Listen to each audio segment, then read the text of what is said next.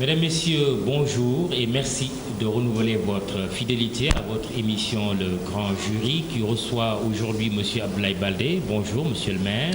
Bonjour, Mamoudou. Merci d'avoir accepté notre invitation. Abdoulaye Baldé, maire de Ziguinchor et président du parti Union des centristes du Sénégal. Une émission particulière parce que réalisée à Ziguinchor, loin de nos studios de Dakar. GFM avec Le Grand Jury chez vous. Merci de nous accueillir donc dans votre si belle ville, mais si meurtrie pour des raisons que vous connaissez, le conflit casamancé. Peut-on penser que le déficit justement de paix impacte négativement sur votre gestion en tant que maire de Ziguinchor? Très bien, merci beaucoup Mamoudou. Je voudrais d'abord vous remercier, remercier le groupe Futur Média. À travers vous-même, directeur général, remercier le président du groupe Youssou Ndour pour l'amitié, pour l'honneur que vous avez fait de venir ici à Ziguinchor pendant 4 jours pour partager avec nous, mais surtout pour montrer toutes les facettes de notre région. Je pense qu'il était important que ce déplacement se réalise parce que pendant longtemps, on a souvent vu la Casamance sous l'angle de la guerre. Et je suis sûr que pendant ces 4 jours, le monde entier se rendra compte que la paix s'est installée. Qu'elle est déjà là, la paix. Elle est relative, mais elle est déjà là. Je considère que aujourd'hui, on peut se rendre un peu partout en Casamance sans trop de risques. Et je pense que cela est une réalité que tout le monde constate. Maintenant, pour revenir à votre question, est-ce que cela impacte négativement sur votre gestion au quotidien de la ville de Ziguinchor? Comme je l'ai dit, je pense que depuis 2009 que j'ai été élu maire, renouvelé en 2014, de façon relative, la guerre ou le conflit, parce qu'il ne s'agit pas d'une guerre, le conflit dans l'espace de la commune n'a jamais, en tout cas, existé. C'est vrai qu'il y a eu des barrages un peu partout dans les différents départements de la région, mais jamais dans la commune. Maintenant, nous avons quand même les effets collatéraux du conflit, parce qu'il y a une forte population qui s'était déplacée des villages où il y avait de l'insécurité et qui sont venus habiter dans la zone périurbaine de Ziguinchor. Je pense que ça aussi, ça impacte sur la gestion des maires qui est dans une ville où il y a, en tout cas, aux environs de laquelle il y a des échauffourées de temps en temps. Et donc les populations viennent se réfugier dans la ville. Ça, c'est une réalité. Dans un tel environnement, qu'est-ce que vous avez pu réaliser ou pas depuis que vous êtes maire, comme vous le rappeliez tout à l'heure, depuis 2009? Je pense que quand nous avons été élus en 2009, nous avions placé notre premier mandat sous le signe des réalisations surtout dans le domaine des infrastructures et dans le domaine de la santé. Nous avons pu, je pense que vous avez pu vous en rendre compte, je ne sais pas si vous êtes promené un peu dans la ville. Oui, un peu. Mais vous avez dû vous rendre compte qu'il y a beaucoup de routes qui ont été réalisées en pavé ou en bitume. Dans le cadre c'est dû à quoi? Votre expérience de l'ANOCI, par exemple? Vous étiez le directeur exécutif. Est-ce que c'est cette expérience-là qui vous a permis de réaliser ces infrastructures? Oui, c'est un peu dû à ça. Ça m'a permis de connaître un peu un certain nombre de bailleurs. Et ces routes ont été financées en particulier par l'Union européenne dans le cadre d'un programme qui s'appelle le PUMO, le programme à haute intensité de main-d'œuvre, donc pour une douzaine de kilomètres. Et puis le reste par un financement de la Banque mondiale avec l'AFD et puis l'État du Sénégal dans le cadre du précole, avec une participation de la mairie de Ziguinchor. Donc par conséquent, ce sont des projets qui ont été réalisés pendant mon magistère et qui ont été menés de main de maître, qui ont permis de transformer carrément le visage de Ziguinchor. À côté de cela, nous avons aussi réalisé d'autres projets dans le domaine de la santé, parce que nous considérons que c'est un domaine important. Ziguinchor est une ville carrefour. qui est à côté de deux pays, j'allais dire des pays étrangers, parce qu'il y a la Guinée-Bissau et la Gambie. Donc nous sommes à 1h30 de Banjul, à 1h30 aussi de la Guinée de Bissau. Et par conséquent, par la route moins long que voilà, tout à fait. De Dakar, par exemple. Absolument, absolument, ouais. 2 ou 3 fois moins long. Et par conséquent, nous subissons aussi une migration de ces populations qui souvent aussi, ce n'est pas seulement des populations saines. Les malades viennent ici parce que nous avons aussi, c'est tous ceux de la Guinée-Bissau, parce que nous avons un plateau médical un peu plus relevé. Et par conséquent, nous avions, dès notre premier mandat, inscrit notre action dans le sens de relever un peu le niveau des infrastructures. Donc nous avons, grâce à la coopération espagnole, puis réhabilité totalement le centre de santé municipal qu'on appelle l'hôpital Silence à hauteur de 800 millions. Nous avons aussi doté le centre d'ambulance. Nous avons construit d'autres postes de santé.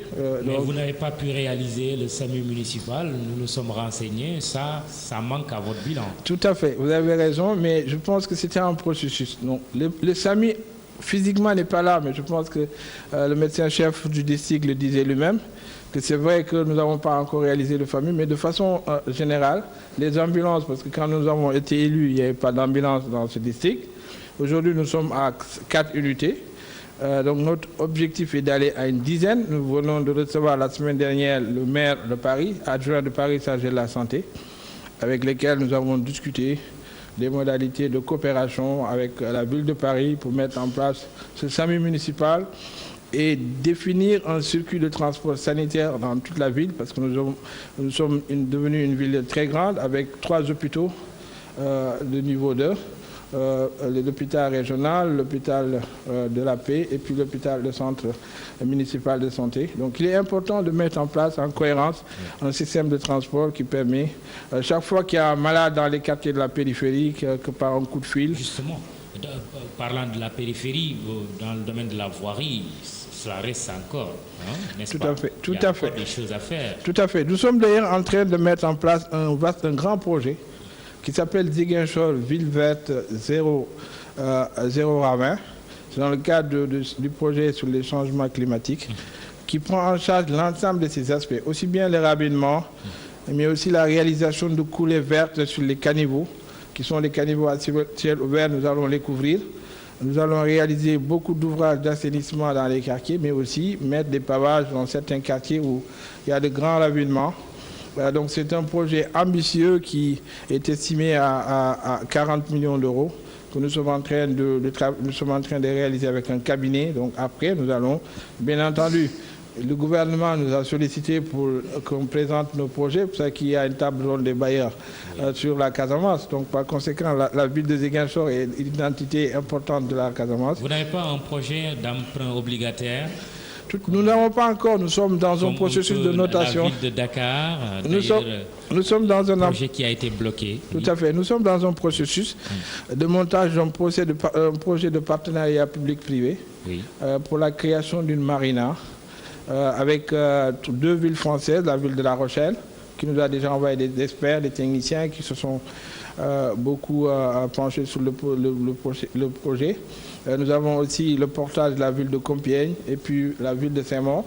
Oui. Donc les 4 villes, plus une ville suédoise, ces villes vont nous aider à porter un projet au sein de l'Union européenne pour lever des fonds, pour nous permettre de réaliser ce projet très très important pour notre ville. L'État central, pour ne pas dire le président de la République, est venu quand même il n'y a pas longtemps chasser sur vos propres terres en inaugurant les 2 bateaux Aguène et Diambogne, mais aussi en mettant en circulation des bus qui assurent un peu les déplacements à l'intérieur de la ville. Vous l'aviez un peu mal pris. Pourquoi ? Non, je ne l'ai pas mal pris. J'ai juste rappelé l'histoire. Bon, souvent, je pense que chaque fois qu'il y a une amélioration des conditions de vie des populations, nous devons nous en réjouir. Mais je pense qu'il y a aussi une mémoire qu'il faut rappeler. Donc, j'ai rappelé que c'était un projet, c'est vrai, il y a la continuité de l'État, mais c'est un projet qui est initié depuis, pour le projet des bus, c'est depuis 2005, quand Habib Sy était ministre en charge des infrastructures, qu'avec le CETUD, ce projet avait été lancé. Donc, qui avait abouti, qui ne concernait pas seulement la ville de Ziguinchor, comme on semblait le présenter, mais qui concernait l'ensemble des capitales régionales. Après Dakar, il y avait d'ailleurs la preuve. Après, une semaine après, c'était le maire de Thiès qui a reçu ce bus. Cette semaine, c'est la mairie de Tambacounda. Et ça va être ainsi. Donc c'est un projet de la Banque mondiale. Les bateaux aussi, j'avais juste rappelé l'origine de ces bateaux. Que c'était à partir de 2011 que cette vision avait été déclinée et que les accords de financement ont été signés. Et par conséquent, je me disais juste qu'il fallait peut-être rappeler ce fait historique pour que tout le monde sache que bon, il y a la continuité de l'État. Macky Sall a eu la chance de les inaugurer, mais qu'il y avait auparavant notre maire, parce que j'étais membre de ce gouvernement et donc par conséquent, tout ce qui se faisait en Casamance, j'étais au centre. Et je pense qu'il était important de le dire. Sur la question justement du désenclavement de la Casamance de manière générale, il y a ces infrastructures dont nous venons de parler. On voit également que la desserte aérienne commence un peu à avoir un peu de volume. Qu'est-ce qui reste à faire? On ne peut pas dire ça y est, la Casamance est désenclavée. Ou bien? Tout à fait. Je disais à un ami quand nous avons parcouru le Fouta, je disais que bon, peut-être que c'est vrai qu'il y a cette séparation physique que constitue la Gambie entre le Sénégal et le reste du Sénégal, donc la région de Casamance. Mais je considère que sur le plan des désenclavements, je pense que beaucoup d'efforts ont été faits. Maintenant, ce qui reste à faire, nous sommes une de ces régions où on peut venir par bateau, par la mer, par les airs ou par la route. En dehors de Dakar, je pense que c'est la seule région. Par conséquent, ce qui reste à faire, c'est d'abord construire le bac sur le fleuve Gambie. C'est très important pour constituer une continuité territoriale, parce que chaque fois, beaucoup de voitures de transport en commun sont bloquées là. Donc, en construisant le bateau, le pont, la première pierre, mais donc, ce n'est pas gagné. C'est un projet vieux d'une trentaine d'années. Tout à fait. Mais je considère qu'on parle. Cette fois-ci, vous avez vraiment espoir, vous êtes optimiste? Tout à fait. J'ai entendu le président Sall parler. J'ai entendu aussi les engagements pris par le président Diamé, qui aussi a une famille en Casamance. Je considère que c'est important que ce projet puisse se réaliser. Et en dehors de ce projet, il faut aussi y ajouter le projet ferroviaire qui partirait de Dakar, Tambacounda, Vélingara jusqu'à Ziguinchor. Je pense que c'est important. Mais aussi la construction de la route de contournement. Bon, je pense qu'avec le projet MCA qui est en cours, qui va nous permettre de réhabiliter la RN6, la route nationale numéro 6, mais aussi la route de Tambacounda. Bon, il y aura une petite continuité territoriale là. Et puis, il faut développer maintenant les ports de Kafountine et le port de Foundiougne est déjà en construction avec le port de Ziguinchor. Je pense qu'en développant le transport fluvio-maritime, en libéralisant la desserte aérienne, parce qu'il y a encore un monopole, je pense que ça pourra contribuer à désenclaver totalement la Casamance. Redoutez-vous une confusion de bilan, votre bilan en tant que maire et le bilan de l'État central, parce que après la mairie de Ziguinchor, on connaît vos ambitions, vous voulez être président de la République, n'est-ce pas, candidat à la prochaine élection. Vous ne craignez pas une confusion de bilan qui pourrait vous être préjudiciable? Non, je ne pense pas. Moi, je suis toujours... en fait, je voulais juste rappeler, en fait, la confusion de bilan, je pense que ça ne peut pas y avoir lieu. Parce que bon, les populations qui m'ont réélu, il y a cela moins d'un an. Vous êtes un maire populaire?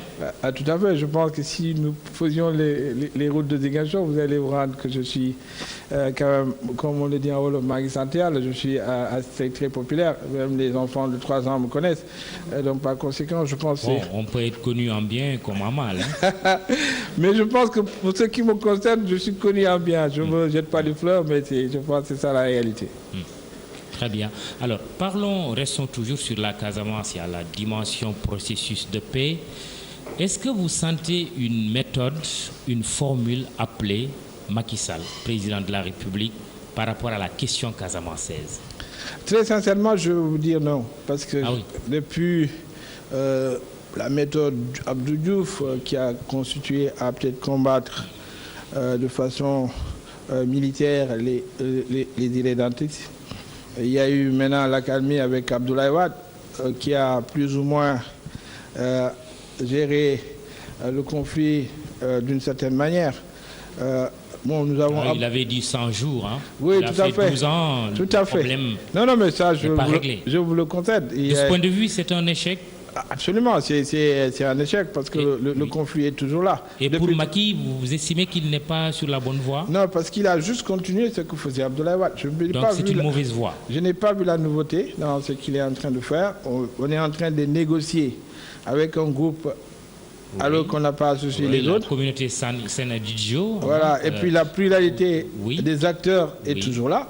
Nous avons la communauté Sant'Egidio, nous avons les États-Unis qui ont nommé pratiquement un ambassadeur, ce qui devait une première, un ambassadeur dans une région. Je pense que ça aussi, c'était des choses à revoir. Ah oui, vous êtes contre? Tout à fait. Moi, c'est une manière implicite de reconnaître peut-être une certaine autonomie de la Casamance. Quand on nomme un ambassadeur, ça dit que ce n'est pas quelque chose qui se fait dans une république. Pourquoi vous ne l'aviez pas dit déjà à haute et intelligible voix? Non, mais c'est l'occasion que vous me donnez de le dire. Moi, je considère que c'est donner une particularité à la Casamance qui n'était peut-être pas, qui ne participe pas à la construction d'une unité nationale. Par conséquent, ce vous que dites je vois... donc, Monsieur le Président Obama, retirer cette sorte d'ambassadeur en Casamance. Je pense qu'il ne doit pas avoir un ambassadeur dans une région, dans une république unitaire. Un ambassadeur, c'est fait pour une capitale. Il est accrédité auprès d'un chef d'État et pas auprès d'une région particulière. Maintenant, c'est peut-être juste un monsieur Casamance. Peut-être, si on l'appelle, mais c'est toujours les ambassadeurs qu'on nous a présentés. Donc, par conséquent, ce qui est important, c'est de faire de telle sorte qu'il y ait une unité dans le mouvement. En tant que unité au niveau du MFDC, unité au niveau institutionnel par rapport aux acteurs qui doivent s'impliquer, c'est ça? Tout à fait. Vous savez, j'ai eu l'opportunité, en tant que ministre de la Défense et ensuite en tant qu'homme politique de la région, de rencontrer quelques-uns parmi les différents acteurs et qui ont toujours prôné l'unité d'action. Parce que ce qui se dégage de leur discours, c'est que tant qu'il n'y aura pas une unité dans le maquis, avec un secrétaire général élu et reconnu par tout le monde, une plateforme revendicative, on peut l'appeler comme ça, qui est commune et qui est reconnue par tout le monde, je pense qu'on va toujours négocier avec un groupe et puis revenir à la case départ. C'est comme vous étiez en train de dire que nous avons fait un bond en arrière par rapport à la prise en charge du processus de paix en Casamance? Non, je ne pense pas qu'il y ait un bon arrière, mais on fait du surplace. On fait du surplace, il n'y a pas vraiment on joue un peu sur le pourrissement de la situation. Mais pourtant, certains acteurs disent, oui, le président Macky Sall a une bonne méthode, faite de discrétion, d'humilité. Cette discrétion, c'est souvent de l'inaction. Les gens, ils ne font rien, les indépendants, ils restent... L'immobilisme. Et c'est de l'immobilisme. Et je considère que les gens disent qu'on est en train de négocier. Moi, je suis un acteur ici. Si des choses se font, je serai au courant. Les gens, ils jouent. Le processus de paix, enfin, le processus qui pourra conduire à la paix dans cette région est un processus complexe. La société Diola est une société par essence de serment. Et que quand la plupart de ces personnes ont pris les armes, ils ont fait un serment. Donc par conséquent, en dehors de ces circuits officiels, il faut y associer les formes du bois sacré, il faut y associer les différents rois, il faut être les chefs traditionnels. Il faut qu'il y ait une véritable concertation. Une vision un peu holistique. Holistique de la chose. Et aussi, je pense qu'il faut qu'il y ait l'unité d'abord des fils de la Casamance, parce qu'il faut dire aussi que très souvent, entre les cadres casamançais, je ne parle pas dites plus précisément, vous, politiciens, vous versez dans des querelles qui menacent justement l'équilibre et la paix. D'accord, il n'y a pas que vous faites votre autocritique quelque part, non? Absolument, absolument. Je pense que nous tous, nous devons vraiment être soudés.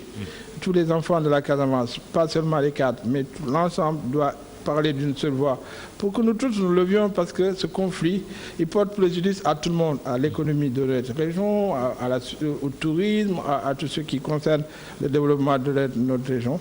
Et par conséquent, je pense qu'il faut un sursaut des enfants de la Casamance et puis de l'ensemble des composantes, parce qu'il y a aussi les femmes qui jouent un rôle important dans notre société. Je pense que tout cela mis ensemble pourrait en tout cas contribuer à faire de tête ce qui est un bon. Mais il faut d'abord qu'il y ait cette unité. Tant qu'il n'y aura pas d'unité, on négociera avec un autre groupe renaîtra. Et ensuite, il faut aussi mettre des mécanismes de réinsertion de ces anciens maquisards. La plupart de ceux qui sont aujourd'hui dans le maquis, la plupart étaient ressortis du maquis. Ils étaient à Ziguinchor. Et ils n'ont pas trouvé de réceptacle pour les installer dans le tissu économique. Et donc la plupart sont repartis. C'est toujours le cercle infernal. Et parfois, il faut le dire, en versant dans la culture, la drogue et autres, n'est-ce pas, non? Non, je ne pense pas que ce soit eux forcément qui font cette culture. Je pense qu'il faut rechercher les causes. Il y a des gens qui s'adonnent à la drogue sans être dans la rébellion.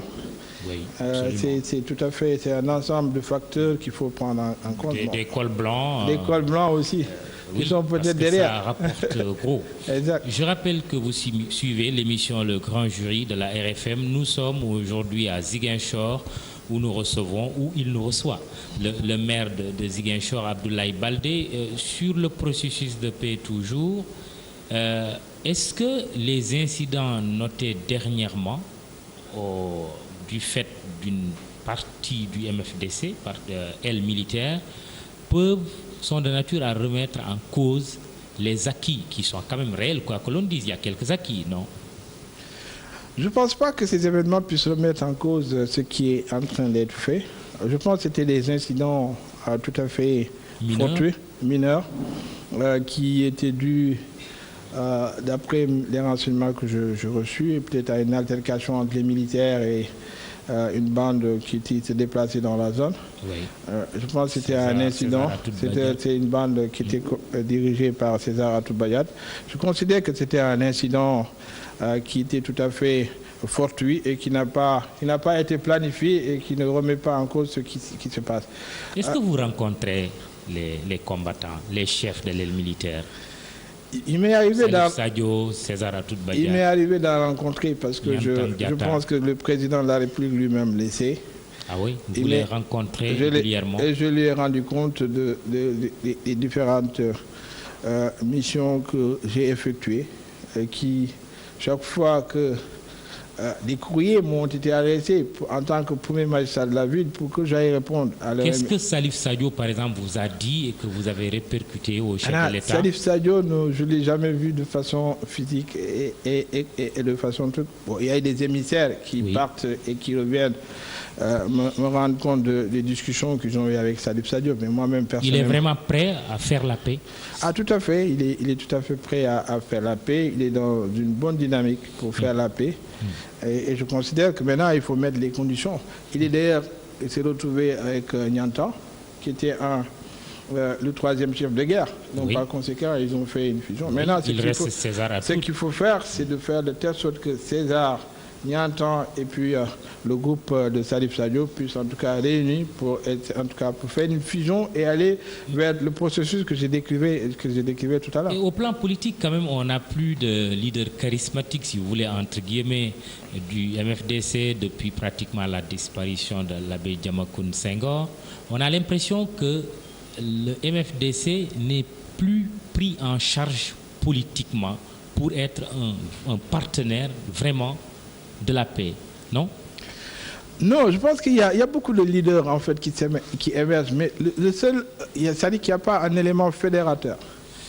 Il y a des groupes de chefs qui se réclament de tel ou tel autre, qu'ils soient politiques ou militaires.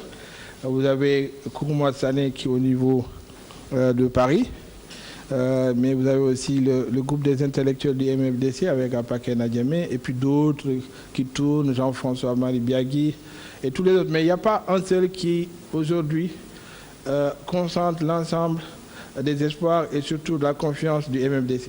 Donc je pense que... C'est un handicap. C'est un handicap. Donc ils ont eux-mêmes reconnu que c'était un handicap et que la seule manière de résoudre cela, de reconnaître l'autorité d'une seule personne, c'est que tous ces groupes soient réunis. Sinon, chaque groupe aura son leader et par conséquent, il y aura toujours cette pluralité de chefs qui ne contribue pas à un retour à la paix.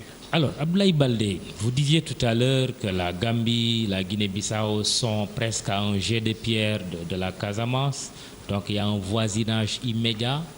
Considérez-vous vraiment ces voisins du Sénégal, la Gambie et la Guinée-Bissau, plus particulièrement la Gambie du président Jammeh, comme un partenaire crédible du processus de paix en Casamance? Oui, je pense qu'avec nos voisins de la Gambie, c'est toujours un processus d'aller-retour. Je pense qu'il faut, si on fait l'histoire, avec Abdou Diouf d'abord et après Abdoulaye Wade, il y a toujours eu des moments de forte complicité et après il y a eu des moments de distanciation, de distorsion qui ont fait que très souvent il y a eu des suspicions qui se sont dégagées. De part et d'autre, souvent le Sénégal a accusé la Gambie de favoriser la rébellion. Moi-même, en tant que ministre des Forces armées, j'ai été une fois l'envoyé du président Wade et j'avais rencontré le président Diamé qui m'avait dit que j'avais lavé complètement les mains de ce processus parce que j'avais juré devant le président Obasanjo, parce que Wade m'avait dit de m'en laver les mains totalement, que j'allais plus remettre moi-même, me remettre à faire quoi que ce soit par rapport au conflit.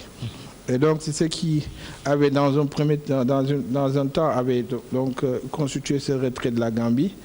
La Gambie ne peut pas totalement se retirer de ce dossier parce que beaucoup d'indépendantistes, vous savez, avec la porosité des frontières, sont souvent en Gambie. Donc je pense mais est-ce que le président Diamé est animé de bonnes intentions? Parce que beaucoup en doutent. Hein? En tout cas, quand je l'ai rencontré, il avait manifesté de très bonnes intentions de nous assister. J'avais même proposé, moi, en tant que ministre de la Défense, pour qu'on procède à des manœuvres conjointes entre le Sénégal et la Gambie pour essayer de sécuriser la zone frontalière. Il avait donné son accord, mais malheureusement, après, bon, il n'y a pas eu de suite.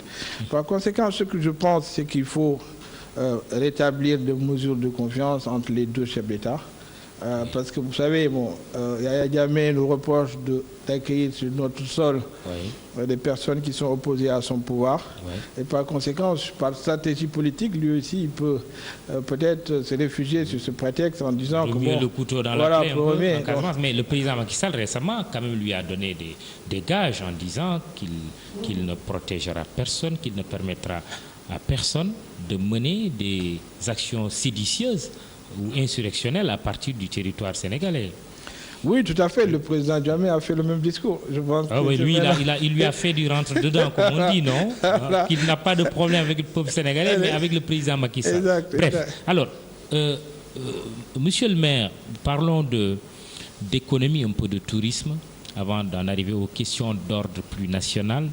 Sur la Casamance, est-ce que la politique du président Macky Sall d'incitation fiscale pour faire revivre le secteur touristique qui est en difficulté en Casamance mais aussi ailleurs au Sénégal, est-ce que vous sentez aujourd'hui le tourisme reprendre du poil de la bête, si je peux me permettre cette expression, reprendre ses couleurs? Très sincèrement, non. Je pense que depuis 2 ans, le tourisme bat de l'aile. Je peux dire que c'est un secteur moribond en Casamance, mais aussi ailleurs, à Saly. Quand vous allez à Saly, il y a beaucoup d'hôtels qui ferment. Oui, le président Wade avait dit, je ne crois pas au tourisme. Hein.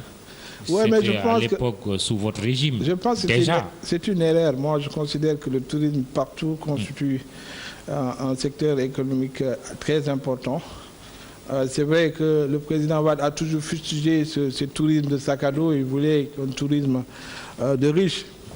Mais pour cela, il faut des infrastructures.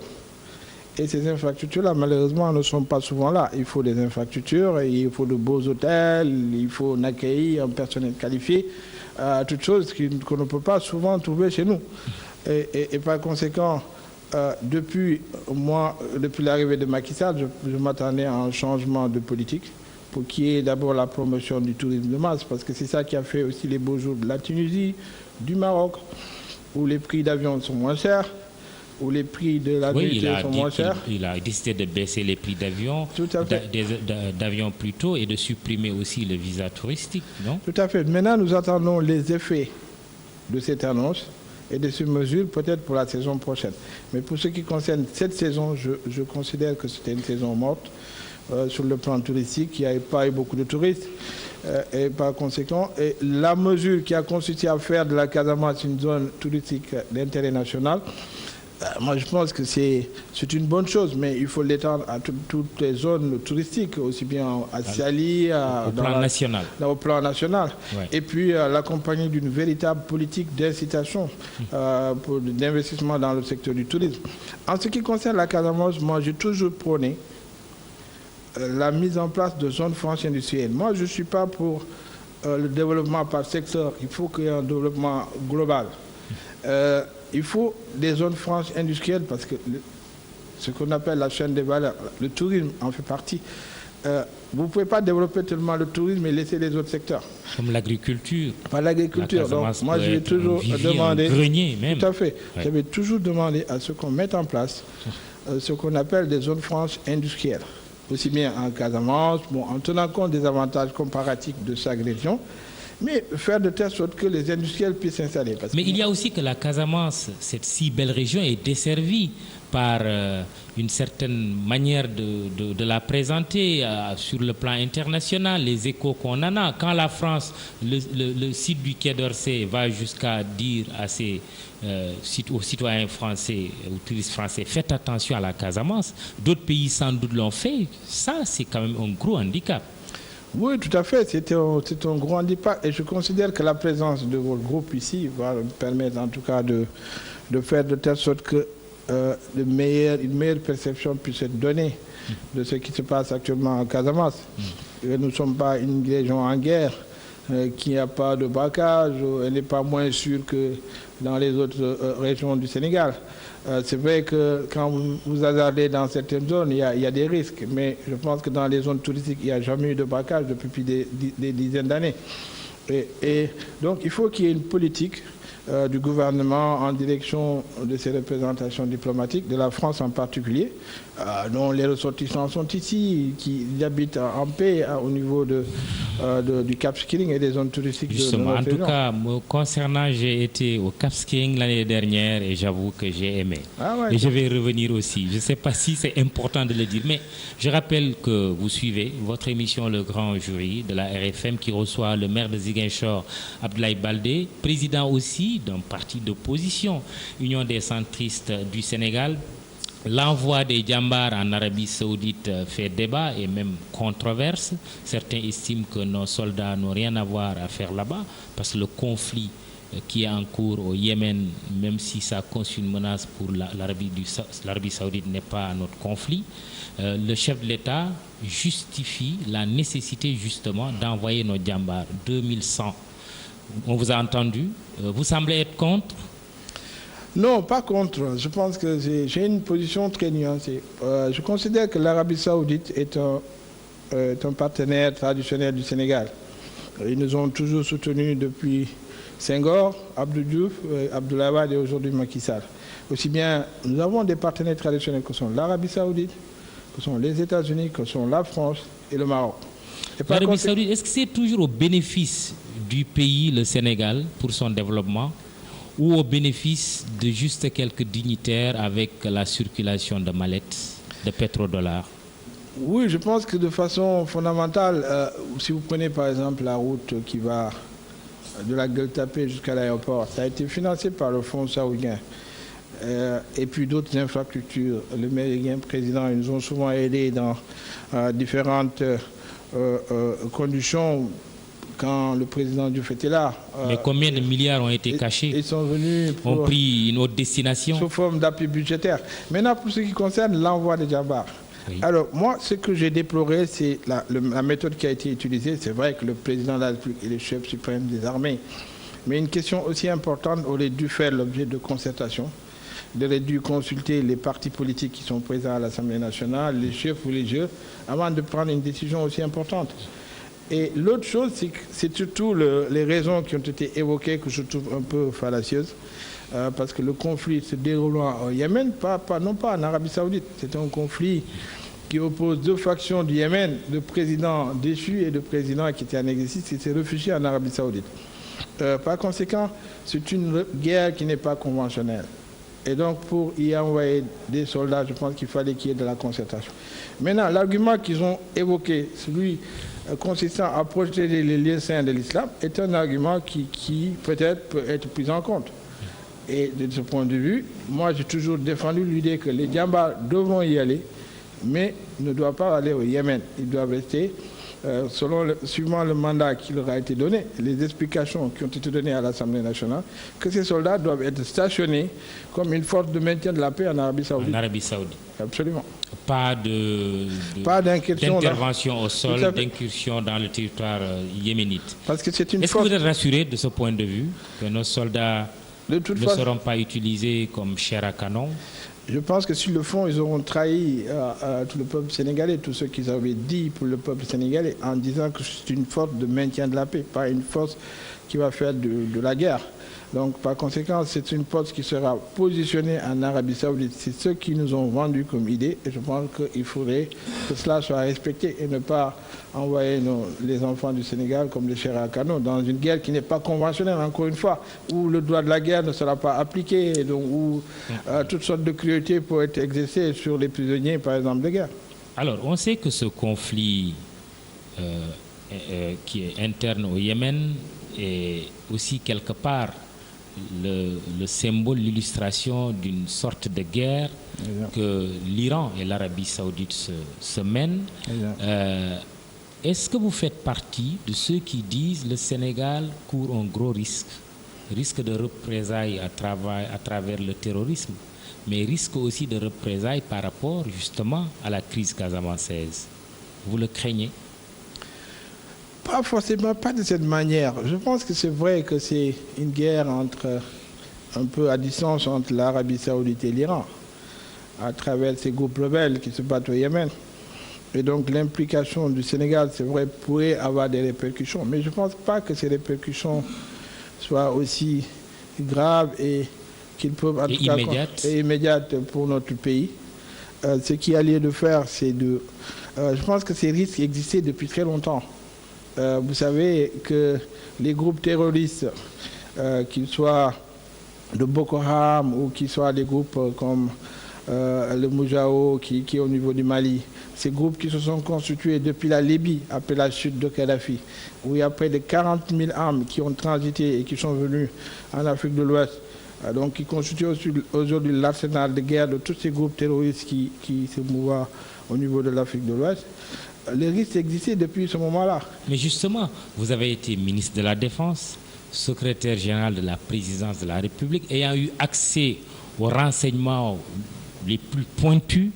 Pensez-vous que notre Sénégal est assez armé pour faire face à d'éventuelles attaques terroristes sur son sol? Vous savez qu'aucun pays au monde n'est assez armé pour faire... Mais pour le cas du Sénégal, est-ce qu'on est vulnérable? Ah, tout à fait. Tous les pays du monde sont vulnérables. Vous savez, les groupes terroristes, il n'y a aucun rabais contre eux. C'est juste une surveillance, il faut beaucoup de renseignements, il faut beaucoup surveiller le mouvement de ces groupes, il faut des matériels sophistiqués d'interception de leurs appels, de leurs communications pour essayer de décoder tout ce qu'ils sont en train de préparer. Mais sinon, aucune armée, aucune police ou aucune, en tout cas, force de sécurité au monde n'est assez outillée pour faire face. Oui, pour faire face. Vous, ministre des Forces armées, à l'heure actuelle, vous n'auriez pas conseillé d'envoyer les djambars en Arabie Saoudite? Vous, président de la République, demain, vous n'auriez pas pris une telle décision?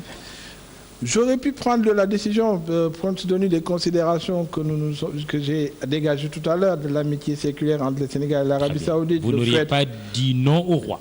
Je ne l'ai pas dit non, mais personne n'aurait osé le dire. J'allais me concerter avec les forces vives de la nation avant de prendre une décision aussi grave et aussi importante. Vous êtes candidat à la prochaine élection présidentielle, Ablaye Baldé.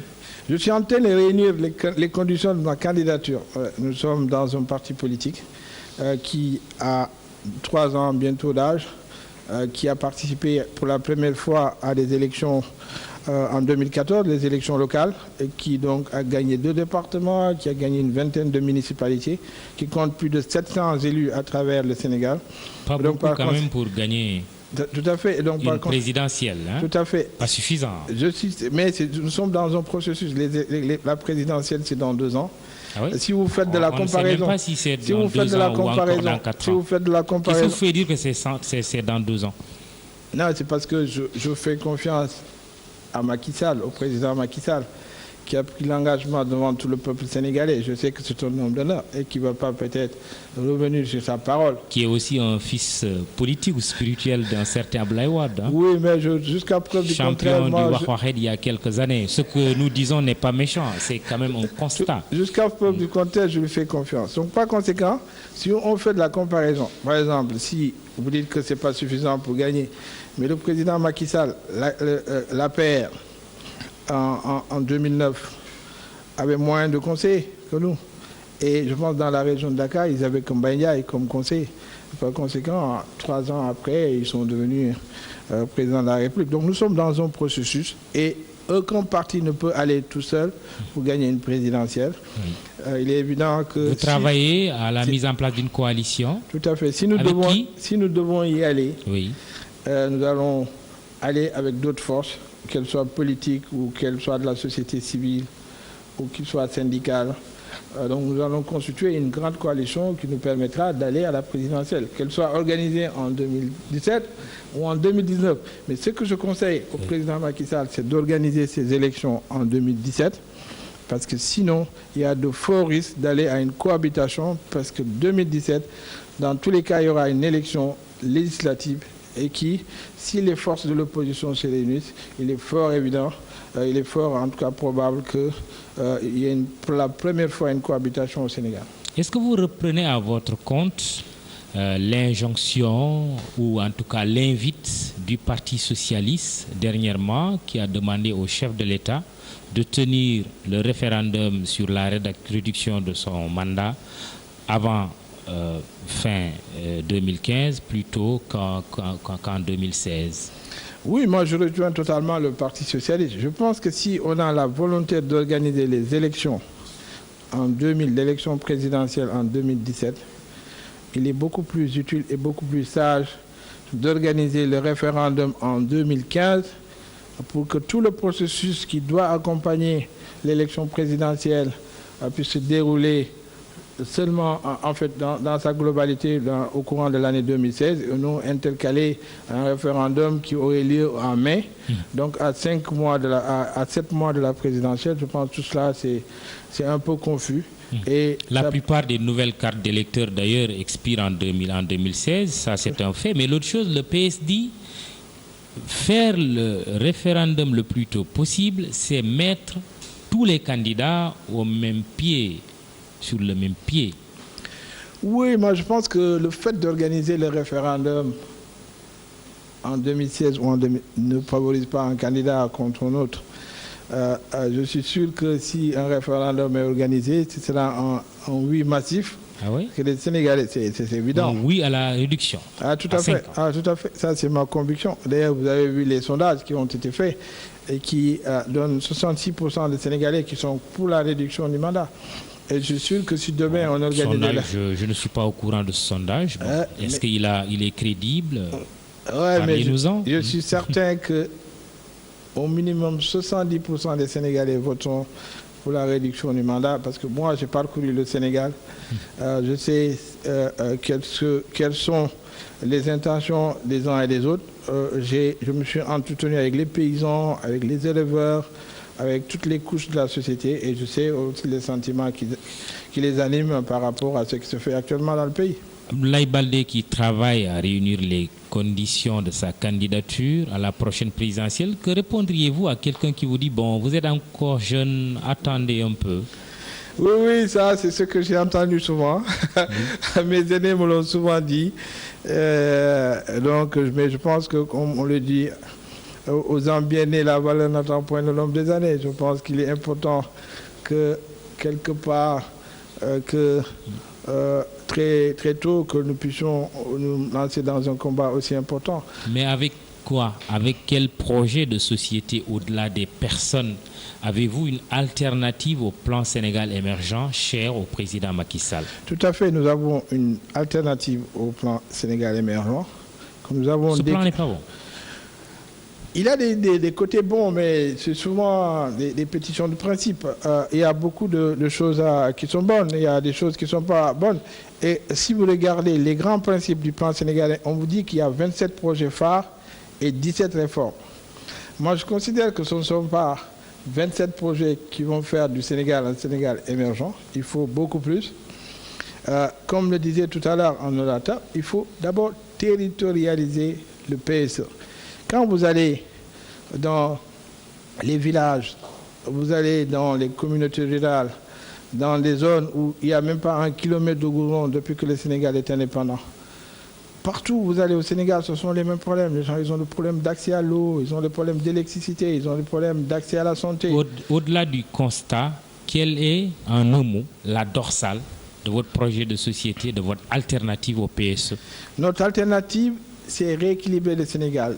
C'est territorialiser les politiques publiques. C'est faire des programmes, ce qu'on appelle des programmes ciblés pour les régions. Ce qui rappelle les fameuses grappes de convergence. Pas totalement. Nous sommes pour des programmes spéciaux. Vous ne faites pas du plagiat? Non, du tout. Du tout. Très bien. Quand nous développons notre programme, les Sénégalais se rendront compte qu'il est tout à fait différent. Très vite. Ablaye Baldé, invité de l'émission Le Grand Jury de la RFM. Quel est l'état de vos relations avec le président Macky Sall? Vous êtes quelque part un parent à lui par alliance. Oui, j'ai de bonnes relations avec le président Macky Sall. C'est un grand frère et c'est quelqu'un avec qui j'ai toujours tenu de très bonnes relations. Maintenant, nous sommes des adversaires politiques. Oui. La politique étant autre chose, mais sur le plan personnel, il n'y a aucun lien entre nous. Est-ce que vous faites les critiques selon lesquelles sa famille est trop impliquée dans la gestion des affaires de l'État? Oui et non, parce que, oui, d'abord parce que c'est vrai que de plus en plus, il y a sa belle famille qui est citée, il y a notre jeune frère Aliou Sall qui est aussi cité. Que vous avez soutenu quand même par rapport à la présidence de l'UL, Union des associations des élus locaux. Il a été porté à la tête, quelques heures après il a démissionné et vous avez dit qu'il n'aurait pas dû. Il n'aurait pas dû démissionner, d'ailleurs la démission a été refusée. Par conséquent, Aliou Sall, il ne faut pas, depuis qu'il a été élu président de l'association des maires, ne le prenez pas comme Aliou Sall, intitulé personnel. Aliou Sall représente l'ensemble des 559 maires. Et que sont ces maires, à ces maires qu'incombait la direction de l'UAL, qui a été créée en 2003. Moi, je devais exercer cette fonction en tant que président de l'association des maires. Ça ne s'est pas fait. Il y a eu l'opportunité pour une fois pour que les maires puissent diriger cette association et c'est tombé sur Aliou Sall. Il n'y a pas de cumul de mandats, il n'y a pas de confusion. Encore une fois, ce sont les textes qui le disent et je pense qu'il n'y a pas de problème dans ce domaine-là. La famille présidentielle n'est pas envahissante? Je pense que si je le dis non, c'est malhonnête de ma part. Je pense que tout le monde constate quand même qu'il y a une bonne partie de sa belle famille, de sa famille qui participe à la gestion du pouvoir. Ça peut avoir des contre-coups. Je pense qu'il faut toujours... Vous faites allusion à quoi? À tout ce qui se passe dans le monde. À Karim Wade, par exemple, votre ami qui s'est retrouvé en prison parce que justement aussi du temps de la présidence de son père, le président Ablaye Wade, il y a eu des critiques qui ont fusé de toutes parts. Aujourd'hui, Karim est en prison pour 6 ans. Est-ce que vous pensez que c'est à cause de cela, de l'implication de la famille, qu'on est arrivé à ce résultat? Je pense que pour ce qui est Karim, il y a peut-être cette implication de la famille, mais aussi il y a le fait qu'il y avait des ambitions présidentielles. Les gens voulaient tout faire pour ne pas que ces ambitions puissent se concrétiser. Oui. Donc il y a l'un et l'autre. Maintenant, pour ce qui concerne les familles de présidents, généralement en Afrique, cela s'est passé dans quelques... Mais ce que je conseille au président Macky Sall, c'est que sa famille soit le plus discret possible dans la gestion du pouvoir. Parce que le pouvoir... il est éphémère et par conséquent il faut mettre à l'abri sa famille pour que demain il n'y ait pas de représailles comme on le voit un peu partout en Afrique. Et à l'égard des Wade avec qui vous avez cheminé, le président Ablaye Wade qui décide de rester à la tête de son parti, mais aussi Karim Wade tout en étant en prison qui est candidat désigné par le PDS, qu'est-ce que vous en dites? Qu'il maintienne quand même sa candidature malgré tout? Oui, vous savez, je ne suis plus membre du PDS. Par conséquent, je ne veux pas trop me prononcer sur les affaires qui relèvent du PDS. Abdoulaye Wade a décidé de se maintenir à la tête du PDS. Je pense qu'il a des raisons, parce qu'il a considéré qu'en quittant la direction, le PDS peut-être volerait en lambeaux. Et bon, par stratégie aussi, ils ont pensé que Karim Wade devait être leur candidat. Moi, je n'ai pas de commentaire à faire par rapport à ça. Je constate. Karim, je dirais à ta mère que tu as bien travaillé. Cette fameuse phrase du président Wade à l'époque, du temps des travaux de l'ANOCI, Vous l'avez digéré maintenant? Oui, je l'ai digéré. Parce que vous étiez directeur exécutif de l'ANOCI. On ne vous a pas dit, Ablaye Baldé, je dirais à ta mère que tu as bien travaillé. Tout à fait. Cette phrase, je vais vous dire, honnêtement, ça m'avait fait mal. Et pendant tout le processus d'organisation du sommet, je pense que personne ne parlait de moi. Et donc, quand il s'est agi de rendre compte, on a dit que tout c'était Abdoulaye. Et par conséquent, moi, j'avais à l'époque dit qu'on ne peut pas me reprocher, en fait, me donner le passif sans que je sois l'auteur de l'actif. Justement, reddition des comptes, vous êtes sous le coup d'une mise en demeure devant la Cour de répression de l'enrichissement illicite. On n'en parle plus depuis. On vous a oublié ou Non. Oui. Je ne suis pas sous le coup d'une mise en demeure. J'ai été déjà mis en demeure. Oui. Je suis sous le coup d'un contrôle judiciaire. Oui, donc contrôle judiciaire. Le processus est en cours. Ah oui. Il est en cours. Toutes les auditions qui devaient être faites sont en train d'être faites. D'ailleurs, c'est pour ça, quelquefois, quand on dit le prochain c'est Abdoulaye Baldé, mais moi je suis déjà dans le coup. Ah oui, donc régulièrement vous répondez à la justice. Ah, tout à fait. Je réponds. On m'a interdit de parler du fond des choses parce que c'est un dossier judiciaire.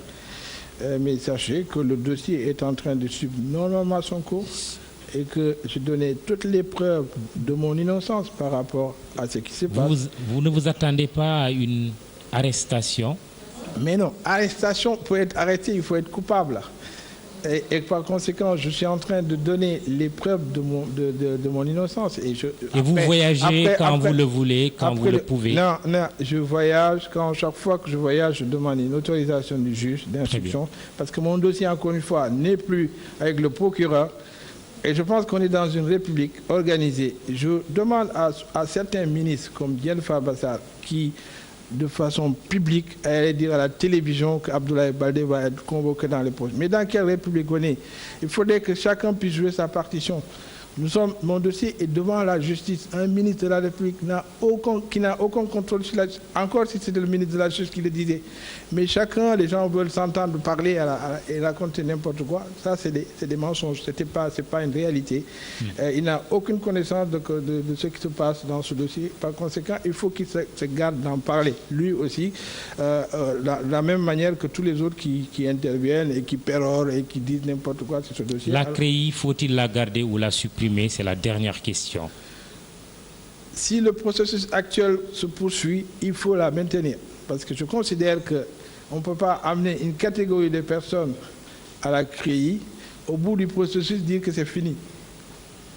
Si on continue la logique de convoquer tous ceux qui sont cités jusqu'à son terme, la CREI ne doit pas disparaître parce que ceux qui sont aujourd'hui aux commandes du pays devront aussi passer à la CREI quand le mandat sera terminé.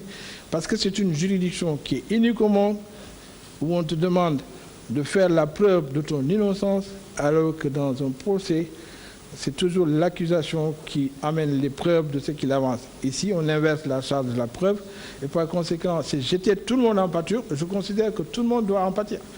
Très bien. Merci, monsieur le maire de Ziguinchor, Ablaye Baldé, de nous avoir reçus chez vous à Ziguinchor pour les besoins de l'antenne décentralisée du groupe Futur Média, qui est une équipe. C'est ce qui fait que nos techniciens de ce dimanche, c'est Medoune Diouf et Hamza Diallo de la TFM. Merci encore une fois d'avoir suivi l'émission Le Grand Jury. Bon dimanche. Rendez-vous dimanche prochain.